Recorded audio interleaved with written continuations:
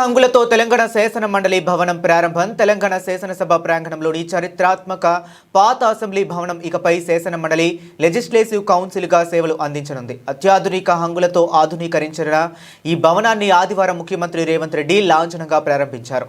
ఈ కార్యక్రమంలో మండలి chairman Gutta Sukhender Reddy, assembly speaker Gaddam Prasad Kumar, మంత్రులు, సీనియర్ అధికారులు పాల్గొన్నారు. రాబోయే బడ్జెట్ సమావేశాలు ఈ కొత్త భవనంలోనే జరగనున్నాయి.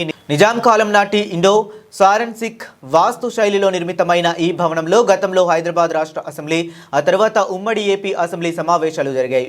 2014 రాష్ట్ర విభజన తరువాత దీనిని ఏపీ అసెంబ్లీకి కేటాయించారు. అయితే ఏపీ అసెంబ్లీకి అమరావతికి తరలి వెళ్లడంతో ఈ భవనం నిరుపయోగంగా మారి శిథిలావస్థకు చేరింది.